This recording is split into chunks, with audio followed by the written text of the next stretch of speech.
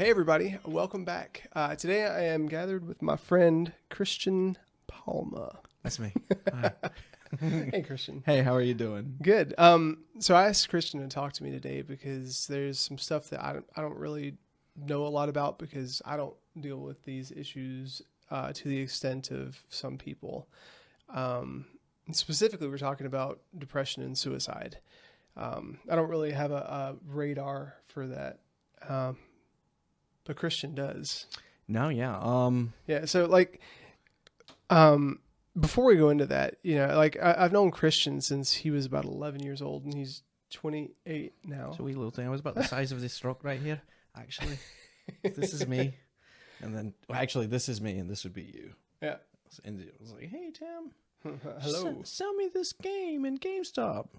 He was like, well, it actually wasn't to me. It was somebody else. I was listening in the corner. I was too afraid to talk to anybody. But he's talking about the Afro Samurai Xbox 360 game and killing it, like selling it like nobody's business. Yeah. Almost bought it.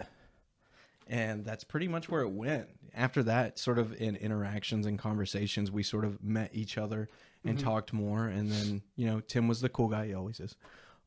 And so I was like, looked up to it sort of like, I want to be like that guy. I want to be in GameStop. I want to sell everything. Yeah. And it's weird. Like we've known each other for about, oh my gosh, 17 years. Yeah. Oh my, almost 2 decades. That's crazy. Almost 2 decades. But it's one of those relationships where just in passing, you don't really see it becoming a relationship just because, you were a customer and I was the employee. There was a boundary. Yeah, but then as you get older, I moved out to the GameStop in Lexington, and you got to the point where you could drive and make friends and stuff. And I knew some of your friends, and we all played League of Legends together and stuff. But you never know what kind of impact you're going to have on people, or how you're going to cross paths later on in life. Because back then, just thinking 17 years later, we'd be in my office talking about suicide, trying to help other people. Not 17 years ago, I didn't think that I would be here in 17 years almost. Well, not specifically at 11, but shortly after that. Somebody would have told me, hey, you're going to be 28 years old, happy, playing video games, working a good job, making a decent living, and your family dynamic isn't going to be completely horrible. I wouldn't have believed it.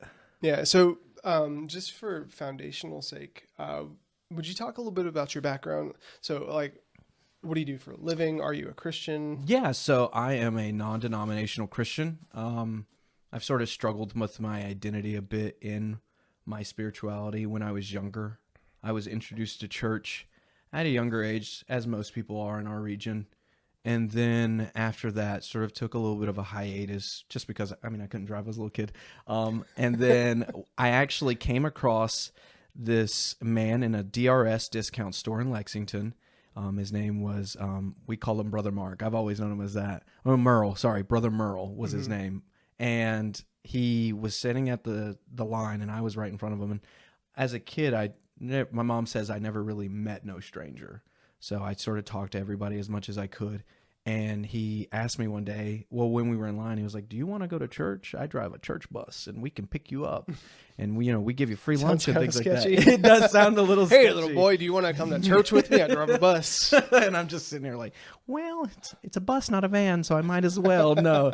But he had mentioned lunch and stuff like that. And as a kid, we had food in the house and things of that nature. But anytime you got a chance to eat a little bit more was always more welcome. So I was like, yeah, I want to go. So wound up, it was a church, and I won't name it for the sake of, because later it does get a little bit gritty.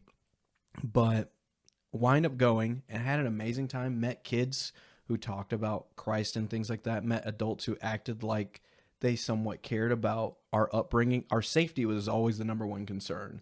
So I did like that. Everywhere we went, the kids always were safe. There were always multiple adults around, things of that nature. And it was a really cool experience. And so after that, it sort of progressed more. I grew up, I was learning to identify who I am. Like, what do I like? Do I like anime? Do I not like anime? Am I a nerd? Am I not a nerd? I'm not good at football. But chess is pretty cool. So things of that nature. And then one day I was sitting in a service, and it was in '07, and the preacher had mentioned that if you believe in gay rights, you were going to hell. And if you Oof. believe in interracial dating or marriage, you're going to hell. Double oof. And then there was one that just made no sense to me, and neither of the other two, for the record, make no sense to me. But the third one was, and if you vote for Barack Obama, you're going to hell. And I said, well, I don't know where it says that, but I just didn't vibe with it. And I was upset. I felt betrayed, especially the group of people who I loved. I'd been there for about 5 years, maybe a little bit more. And here I am entrusting them with my salvation, my peace, my upbringing, and you have these ideals that, well, you know, I'm a little brown boy and I like white women. So am I going to hell for that? You know, I have a friend who says he likes kissing boys, but he's really cool and I love him as a person. Is he going to hell for that? You know, these were things That's a very relevant question for people because, like, especially guys, if you're Christian, I want you to check your heart in this. And if you're not a Christian, I want you to offer or receive what I'm offering you in this. And it's so easy for us to separate a person's identity from the circumstance because God didn't do that in the first place. In fact, he was trying to get us to look beyond our circumstances and see our identity first so that he could sanctify us. Right. All that's secondary. But just wanted to plug that real quick. Oh, thank you. No, but you're right, because those were things that I didn't read the Bible as a kid. You know, I guess a lot of people expect you like go through and learn. I did hear of the story of Job, which always it sort of pushed me to be like, I want to be like Job. If I'm under those circumstances, would I break? That was important for me. And later in life, I had learned, yeah, I would break. And that was a very important part to sort of tie to that story. But moving forward in that, what we were just talking about. So those were the questions I had, you know, what's going to happen to me? Because I didn't know what even taxes were. I didn't know what marriage was. I didn't, you know the sort of full logistics of sex and things like that. So am I going to hell was basically the biggest question. You know, I saw Barack Obama on TV and I was just like, I was probably, how old was I? 2007. I was about 13. So, you know, can't even vote, but interested in the future of our country. I didn't know politics, but, you know, he didn't seem like a bad guy. Thanks, Obama. So those were things that it just hurt. It hurt a lot. And I separated myself from that. And I remember members of the church coming out, you know, they'd honk the bus horn driving by. And I didn't have the strength to sort of tell them that I was hurt or upset about it. I hid away. I cowered away and let that bus honk and honk and honk and sit in that outside my driveway and then hear it slowly. Do you feel like the climate then was more a situation of just receive what you're told instead of it's okay to ask questions, you know, engage that, think for yourself, learn what a relationship with Jesus is actually like? Or was it just more, here, let me force feed you, just accept it? To be honest, I can't really answer that because I was younger mentally. The environment I didn't really fully understand. I mean, the demographic also was predominantly white. And I mean, as a young brown man in, you know, old rural Lexington, North Carolina, you sort of have to pay attention to those things, unfortunately. Back then, I'd say for now, at least for me, it's a lot better. And hopefully for a lot of other people. But back then you paid attention to it and you paid attention to who else is a part of the congregation. Is there anybody else I can identify with? Although we were all Christians, there's still that level of sort of physical, materialistic identity that sometimes is important. Yeah. And no, I think maybe if I would have asked, it would have been a little different. But so 2 members of the church came out and they talked to me and they're like, why aren't you coming by? You know, what's going on? And I expressed what I'd heard. I remember what I heard. And you were 13 at this time? I was 13 at this time. And I remember what I heard.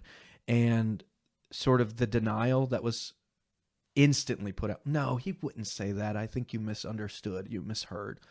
Well, no, I'm AB honor roll in school. And, you know, my reading comprehension is pretty above average. So, you know, not being narcissistic or anything, but just, you know, it was, you know, I was watching subbed anime on YouTube, part 1, 2, 3, 4, and 240p. I had to be able to read quick and understand the plot. Thank you, Nardo.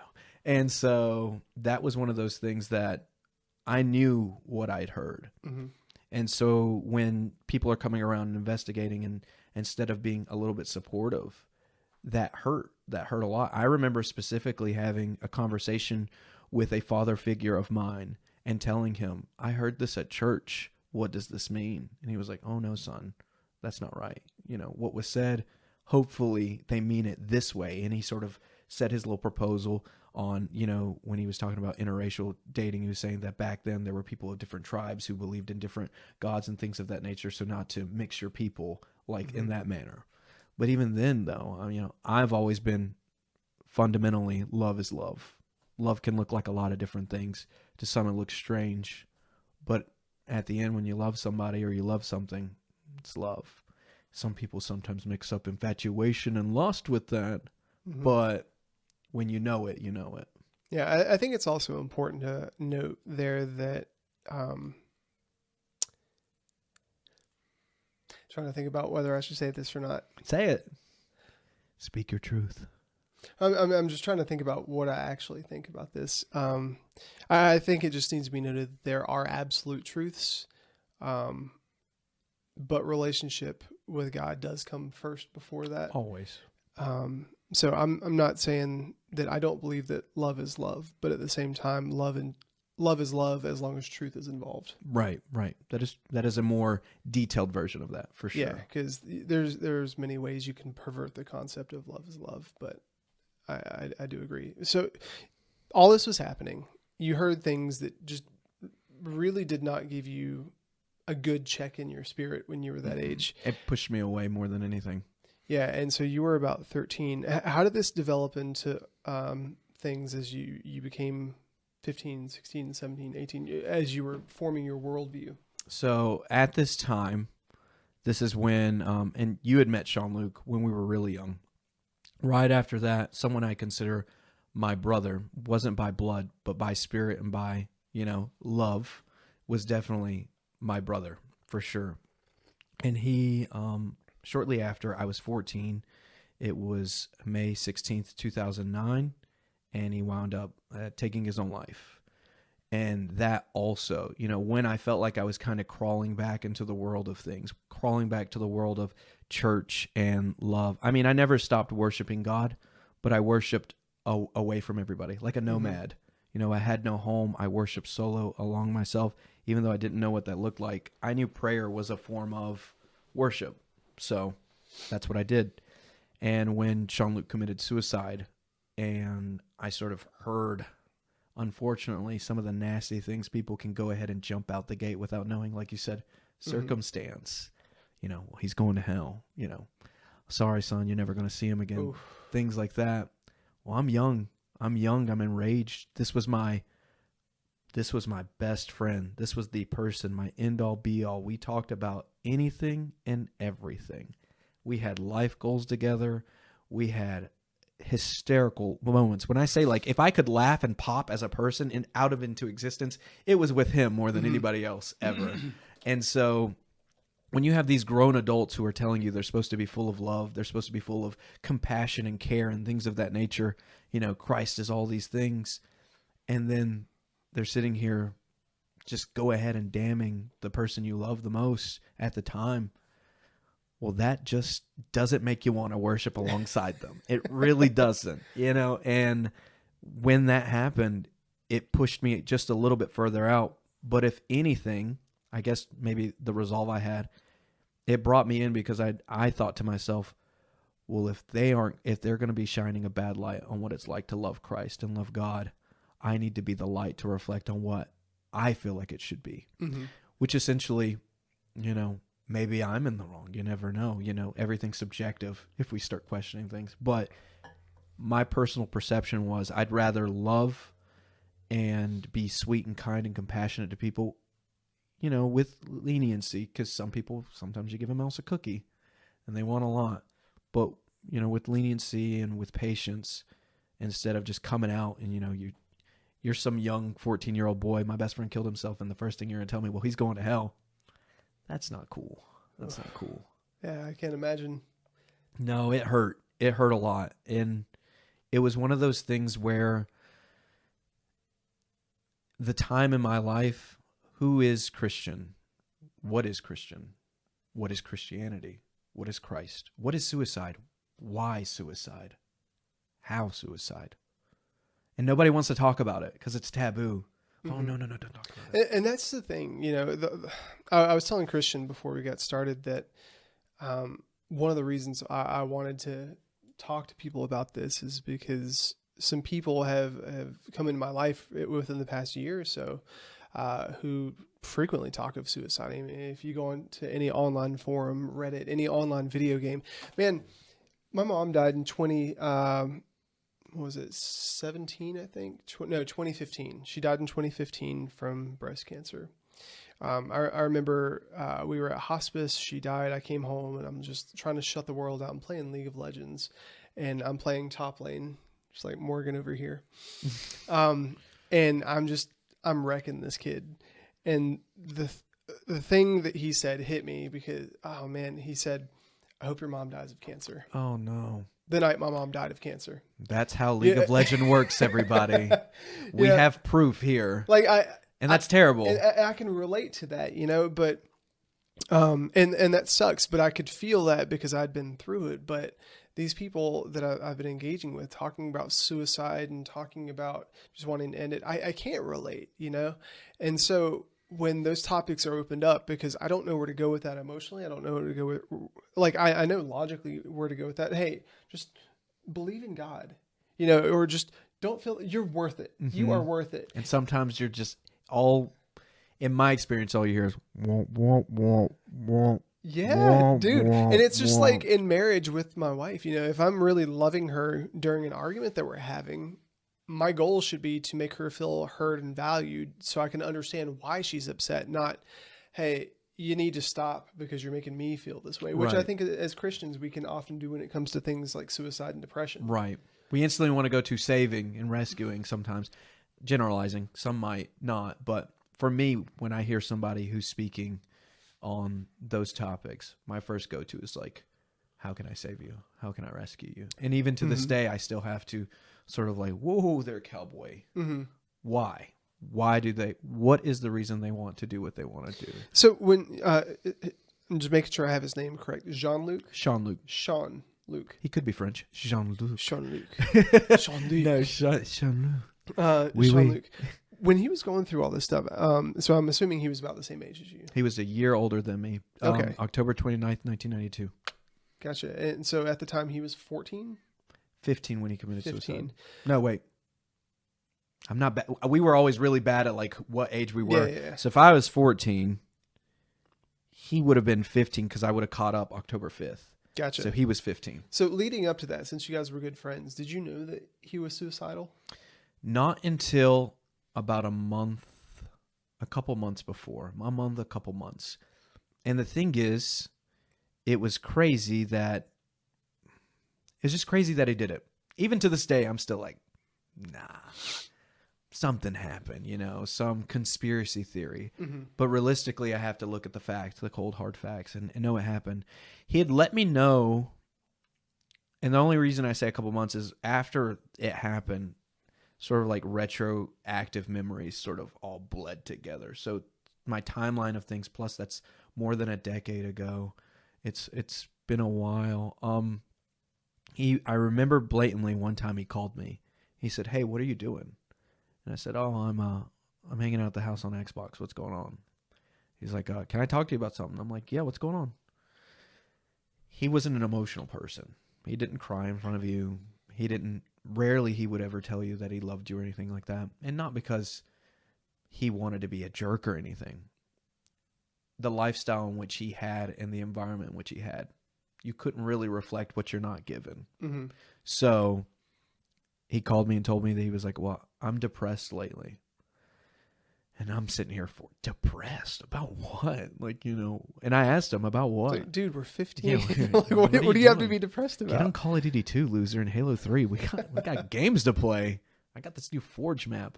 But it was one of those things where he voiced it to me, and I was like, well, at the time, I didn't know what to do. Now, was he a Christian? No. So this is where we get kind of funny in it. we always would argue about our faiths. He was atheist, hardcore atheist, until shortly before he committed suicide, which has always puzzled me. We were young, and I would be defending my love for Christ at a young age, and sometimes, how are you going to love someone you can't see? How are you going to love someone you can't touch or talk to or things of that nature? And I'm just sitting here like, I don't know, man, but I do.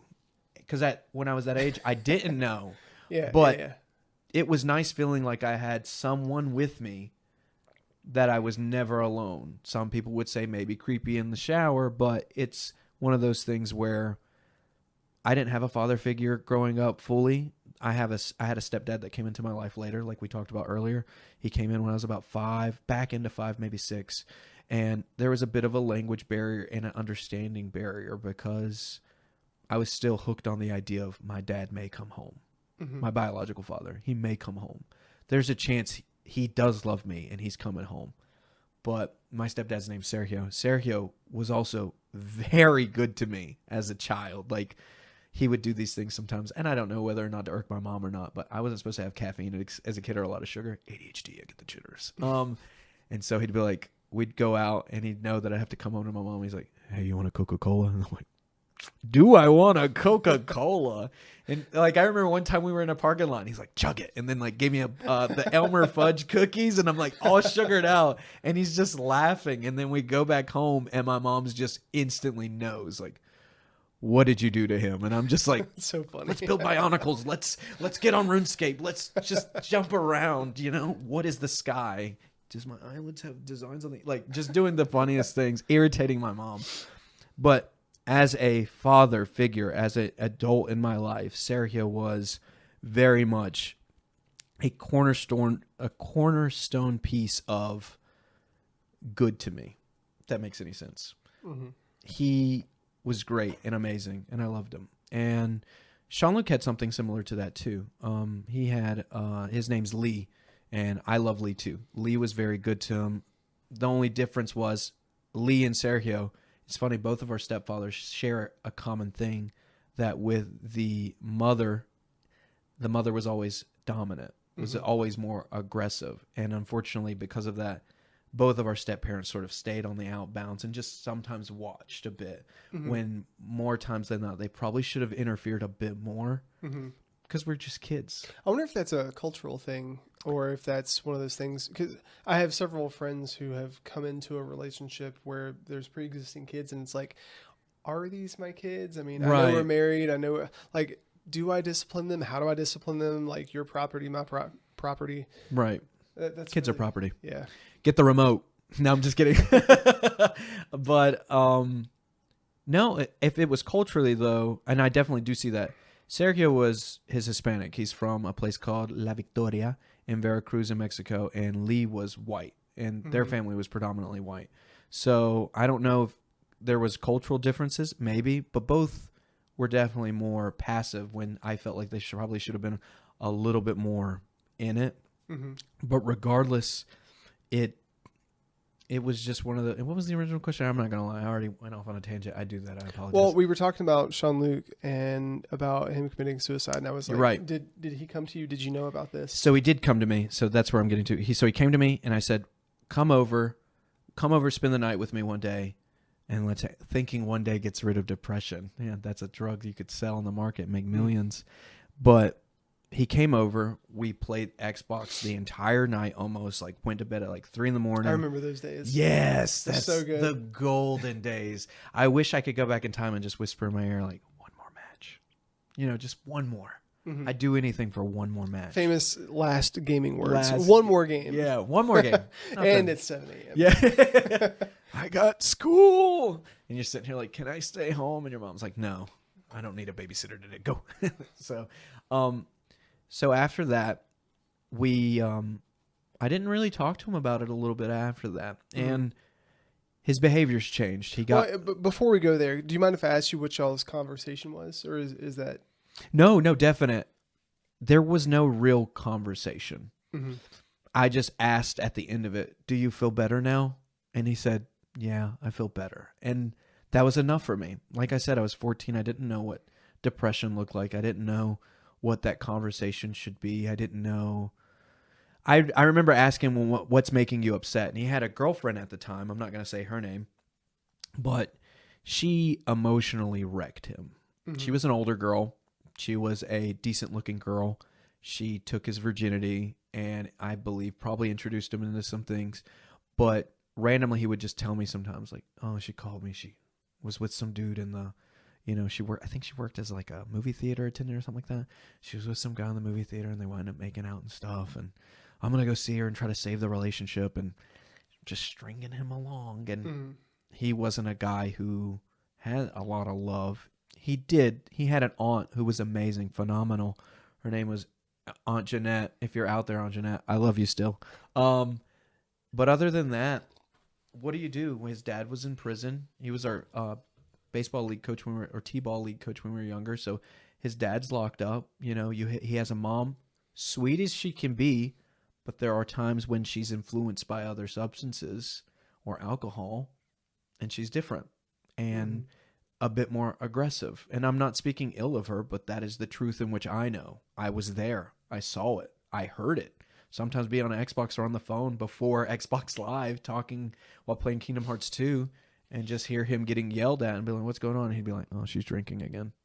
And just have that moment of silence, like, our way of just sort of holding each other's hands for a second and be like, all right, well, let's make sure we do something fun. And so I didn't know anything like that. So I just asked, are you okay? Do you feel better? Yeah. And he would tell me about the girl and things like that. And I had a girlfriend at the time, but she was really sweet to me. So I couldn't relate to that either. What is it like for your girl to cheat on you with a hypothetical? Who knows? She might have not, she might have just said it just to hurt him, but who's emotionally hurting you and dragging you along. And then you go back to your home where you're sort of shunned from everybody else. And it's not a pretty environment either. It's not a clean environment. It's not aesthetically pleasing. So what do you do? I didn't know. And so we left, and that was it. And we made plans to hang out again. And that's when he sort of got caught up into some other things. And he would call me drunk sometimes. He started drinking. At 15? Wow. And smoking weed too. And see, when I was younger, like now when I hear people smoking weed and stuff, I'm just like, all right, not for me, but better than heroin. So, well, I think it's also different because we're so much older. Right. And everybody's like these days, it's like everybody has a license. People can go places, they can get help, they can pay for therapy, and it's a lot more talked about. Yeah. Well, just as a kid, you're so locked into your tiny, tiny world, and you're so limited. But now, we have options. And we were also insensitive about the topic. And I think we're kids. This was a different era. But we used to think that people who did that, they were dumb. They were stupid. They were weak. We said that out loud. We said that to each other. Like we'd hear about, like in a movie, somebody would I don't know what movie we're watching, but a movie, somebody would kill themselves. We'd be like, what a loser, man up, things like that. Maybe he didn't tell me because he didn't want me to tell him to man up. Maybe. I think also these days, because we were talking about this beforehand also, if you're in the gaming world, you know about Discord. And Discord, if you guys don't know and if you can't relate to it, it's a social platform where gamers, predominantly gamers, get together and we just hang out. You can talk actively. You can share videos. Hey, here's what I'm watching. Share memes. Games. You can share memes. You can stream to your friends. It's a social hub. But that whole world, the Discord world, the Reddit, the 9gag world, the 4chan. 9gag, that's one I haven't heard in a bit. Yeah. Back in my day.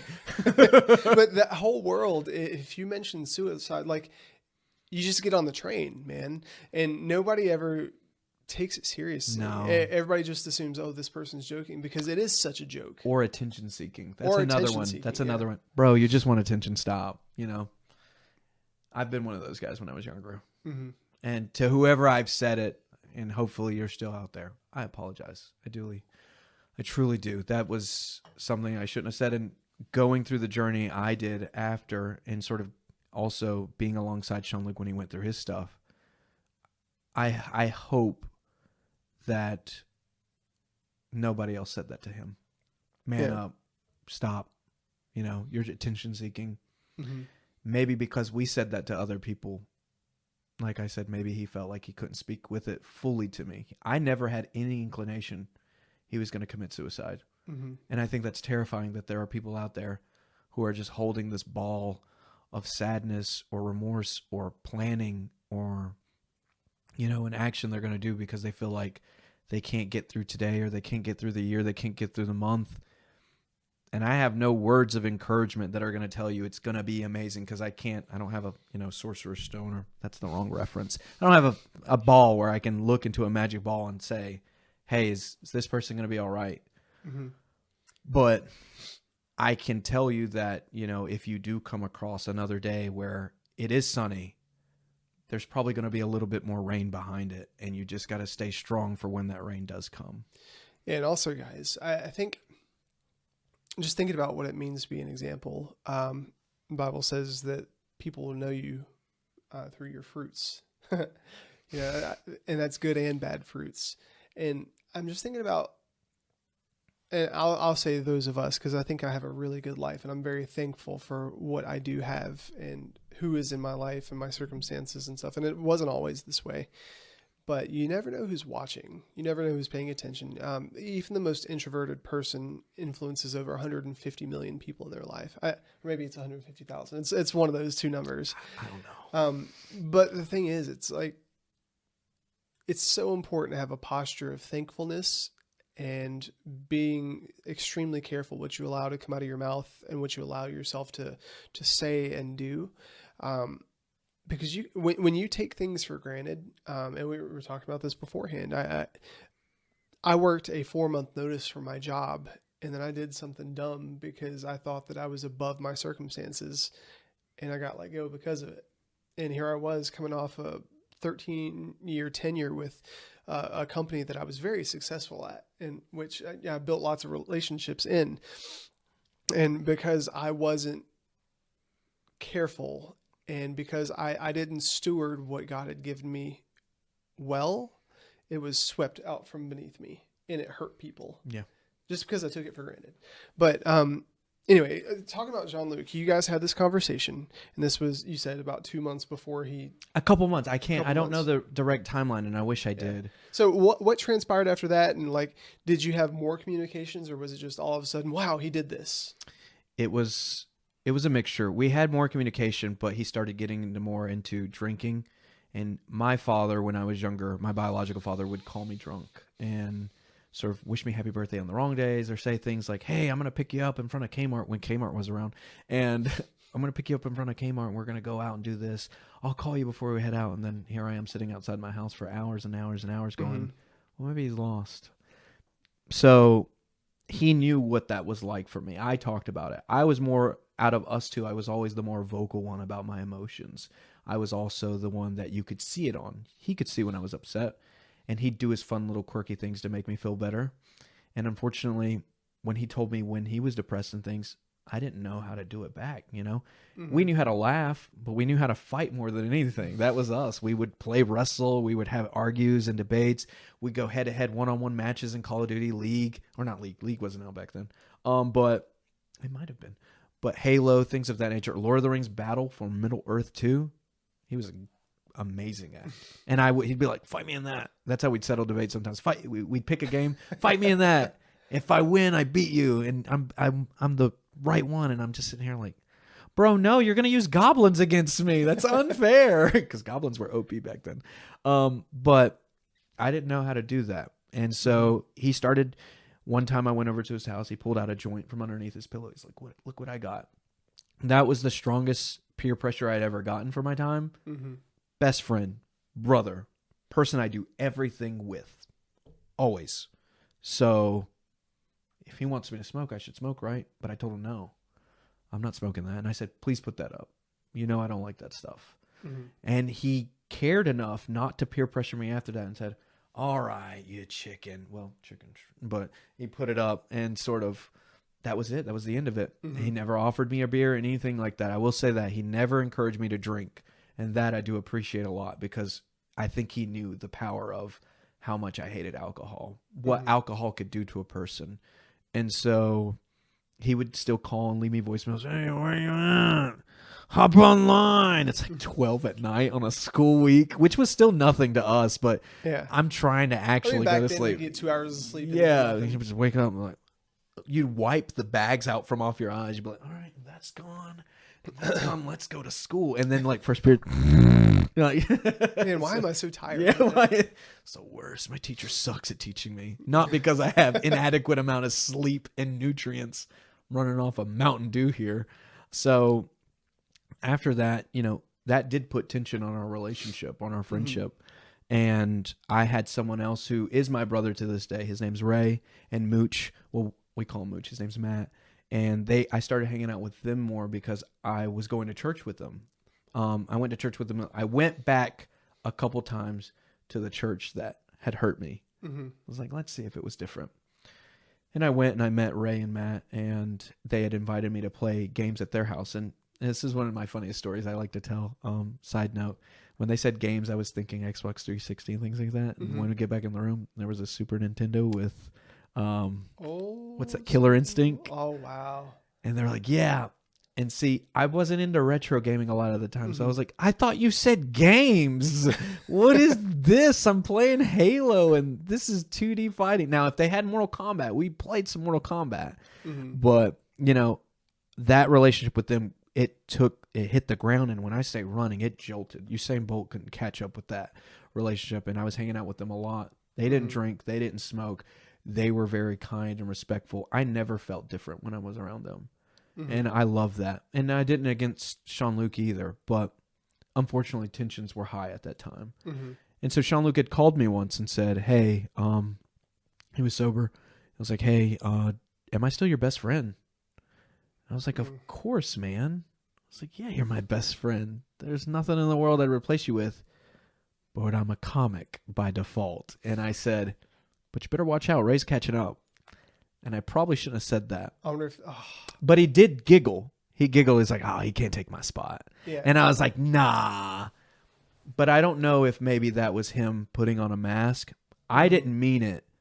I mean, me and Ray were becoming very, very good best friends. But in the sense of what I had 9 years with Sean Luke coming up on 10. No, he's not going to come up and take your spot, my man. We created Naruto pictures in Halo 3. Who else is going to do that with me? So, recreated. But I think maybe he took that maybe a little personal.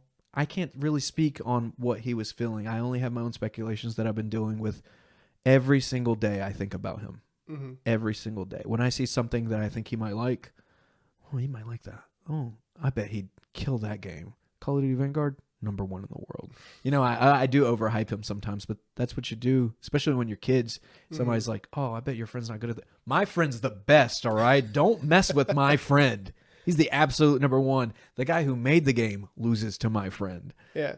So all this was happening between the two of you, and then you had that conversation. You're like, you better watch out. So talk to me about the incident.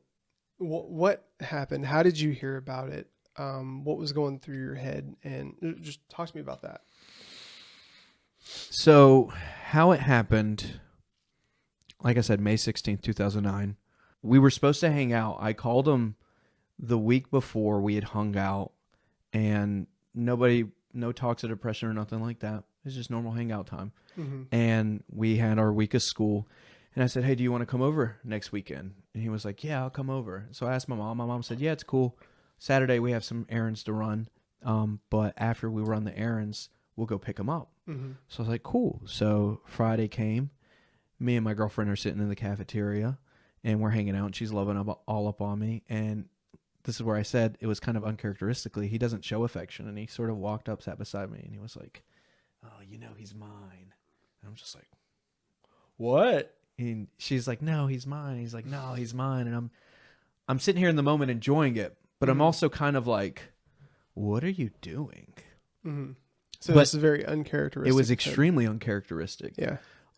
So when he was doing that, I was enjoying it, giggling, laughing. I'm like, I'm hers. And then I was like, well, maybe I'm his. Playing against the two. And then the bell rung. It's time to go to class. Yeah. And so he gets up. And when he gets up, I remember him getting up, walking up. And he pats me on the head and says, I love you. And then he walks out that way. And I don't know if you've ever had one of those feelings ever where you're just like, this isn't it. Something's wrong. Mayday, mayday, mayday. Something's wrong. Mm-hmm. So I look back and I'm like, hey, are you all right? And he just goes like this, like walking. He doesn't look behind. And he goes like flicks up the peace sign and keeps walking down. Mm-hmm. So I'm like, all right, well, we're still good for tomorrow. So we didn't check on each other that night or anything like that. It was just one of those things where I'll see you tomorrow, mm-hmm. you know.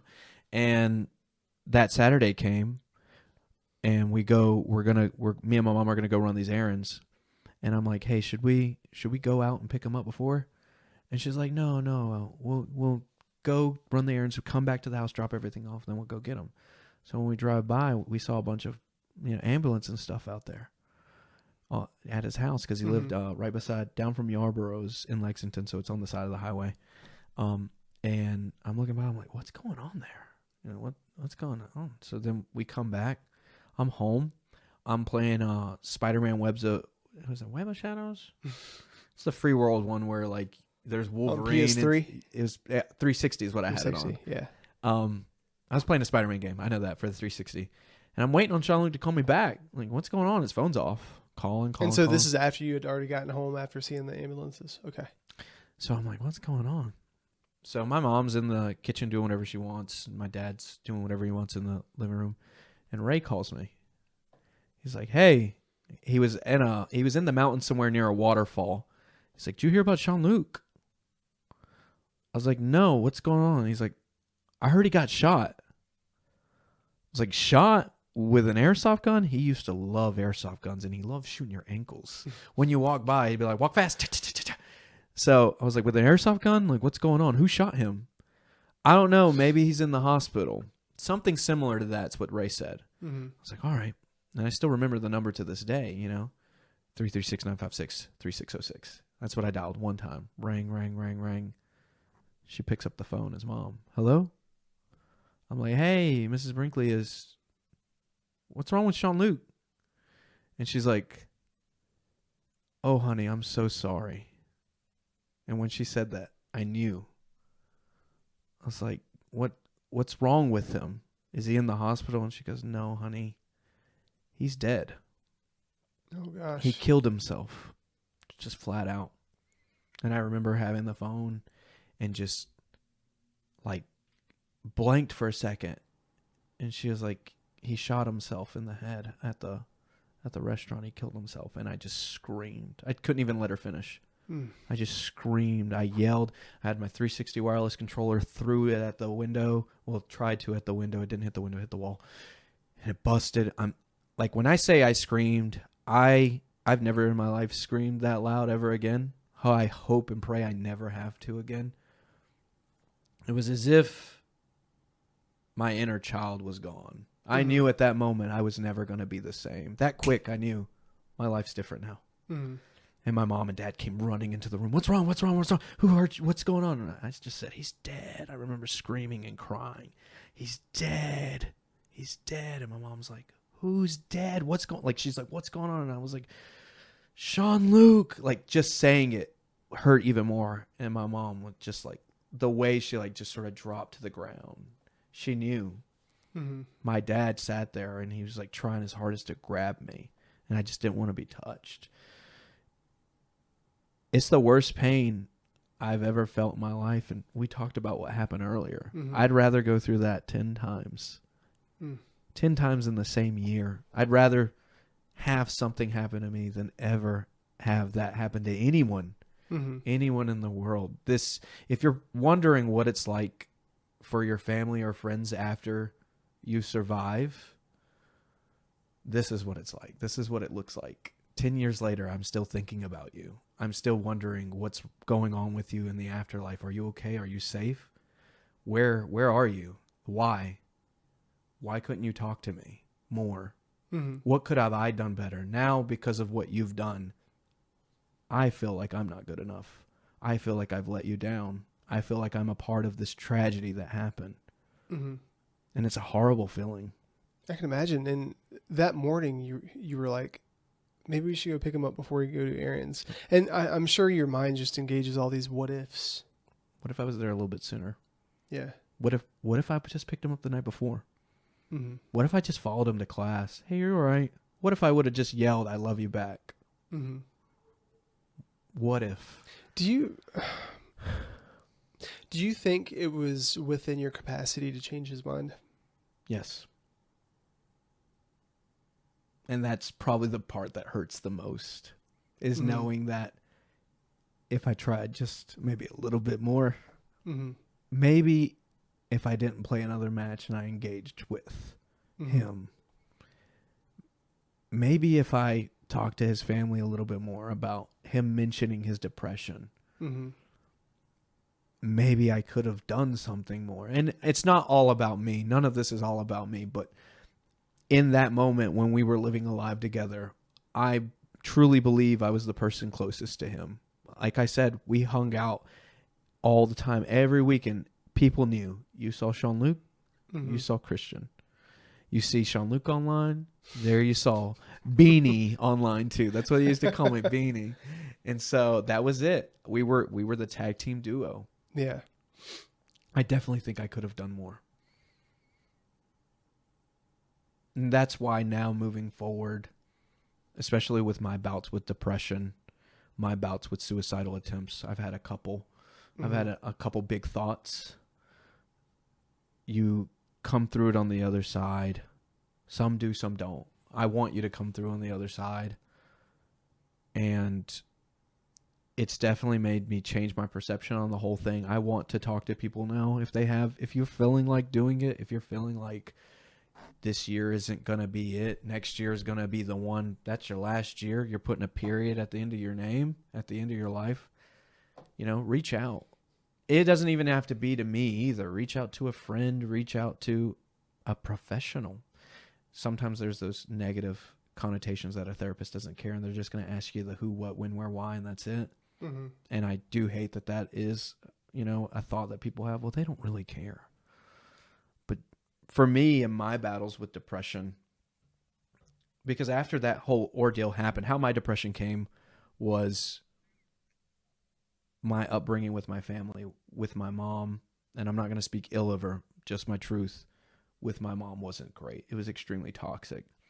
There were words and things that shouldn't be said to a 7-year-old child, situations and circumstances that a child shouldn't be put into that are borderline abuse. And the only reason I say that is because I don't want to upset anybody, especially there's people who know my mom and love my mom. I love my mom, but my truth is that was a horrible upbringing at points, not the entire thing, but those points stick with you. Basically what he's trying to say is parenting, I'll say parenting, not parents. Parenting is not perfect because people aren't perfect, and loving is really hard sometimes. It can be very hard, and especially when you have a sugared ADHD, hyperactive kid that doesn't want to listen. And I didn't understand that sometimes my mom didn't have patience. But I wish in the moments where she should have showed patience, there would have just been a little bit more. Especially with some of those words. The words hurt. I know sticks and stones may break our bones, but words may never hurt me. But that's not true. Words absolutely hurt. When they come from the person who's supposed to be protecting you, loving you, you were carried inside them, and you understand that at a young age. I'd see other people's parents. I'm like, hey, does your mom call you this? No. Well, why does mine? Why does my mom talk to me like this? Yeah, well, kind of wrapping up, I guess this can be part one, talking about Jean-Luc and his story. Next part will be getting into how I spiraled down depression. Yeah, so for those of you watching who resonate and who the story makes sense to, whether you're Jean-Luc or in this scenario, if you're a Christian, my heart goes out to you, man. Christian, for the people that are engaging with somebody who's going through this, what would be your 60 seconds worth of advice? And then the second part of that, if you are the person going through it, what would be your 60 seconds worth of advice? So 60 seconds for the person who's in my shoes wanting to help, Yeah. And 60 seconds, the second part will be 60 seconds for the person going through it, right? Yeah. I just want to make sure Yeah, I yeah, understand. If you're in my shoes and you're the friend who's going through it, 60 seconds right now, patience, kindness, perseverance, understanding, compassion. Ask questions and don't be afraid to ask the stuff that you think is going to be too deep. Open the doors. They need to be open. Because if somebody's going to end their life, somebody's going to take their life, and you need to bust up in there, bust up in there. For the person going through it, 60 seconds. Give me like 15 seconds. Because a lot hinges on this. Someone's life could potentially hinge on this information, on this advice. 60 seconds. What did I need? What did I need when I was going through it? What do you think Jean-Luc needed? Love. Patience. Speak your truth. If you are going through it, speak it. If people say you're attention seeking or tell you to man up or grow up or go seek help, you are seeking help. Speak it. Tell us how you feel. If you want to end your life or if you want to hurt yourself, you're not only hurting yourself, you're hurting the rest of us. There's an entire group. Even if you feel alone, there might hopefully be one person in passing that will get hurt. Is that one person worth it? That's your call. But speak your truth and be patient with yourself. If you're going to end it, what's a couple more weeks to see what life's about? What's just a couple more? What's another hour if you standing at a bridge or, with me, I had a firearm ready. What's another hour just seeing? What's another lunch date with a friend or online match with your Discord buddies sharing memes? One more game. One more game. One more game. That's my 60 seconds advice. One more game. Yeah. And guys, I guess closing this out on my side of it. If you are in a place where you're healthy and if you're in a place where you don't struggle with this stuff or you've never been through it, because I've never been through a situation where friends committed suicide. I really want to challenge you to take suicide and depression seriously, because I know that in my life, I've written off depression just thinking, oh, well, it's not a thing because I don't deal with it. Just think better. Just feel better. Choose different. Sometimes you can't choose different. But if you can't relate, and if you've never been through it, you have to create you honestly have to create an environment of, I want to say sincerity, but that's not the word. An environment of gravity around it. Take it serious. Respect the idea of suicide and depression. Make it so that when people come into your space, it's not a question of, can we joke about this? It's not a question whether we can joke about this, because if you create an environment where we joke about this, basically you're saying, okay, your major issue, it's not welcome here. And more so than that, you're creating a space where you're not believable. You that easily explains away how somebody's feeling what they're actually going through. So I want to charge you with that. If you cannot relate, create an environment where it's taken serious. Can I add one more thing to the people who are helping? Just Yeah. one more? Because you brought it to my attention. People who are going through suicide sometimes, and I might be generalizing, I'm speaking from my experience, it can come in waves, like tides coming in. Some days it's here, some days it's not. When we voice sometimes that we're feeling like doing it, it'll go away. And then, you might say, give us some advice, and then we go back. Something else might happen, or we think, and then we come back. Well, here, I'm feeling like maybe doing it again. Be patient with us when we're going through that, because I've heard people sometimes being like, this is the 5th time he's brought it up in like a couple months. Like, okay, if you're going to do it already, be patient. It's not a light switch.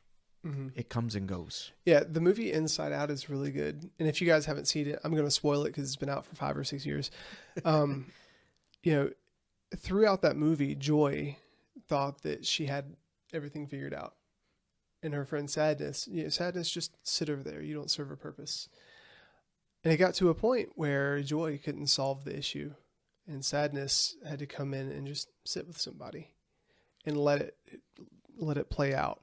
And I think, especially as Christians, so I'm speaking to you Christians specifically, having faith and trusting that God is who he said he is, the Holy Spirit is who he is pronounced to be, Jesus is who he was and gave the sacrifice that he did, it's really easy for us to think, okay, well, we're supposed to have joy and we're supposed to be happy, and sadness has no place. Endurance has no place.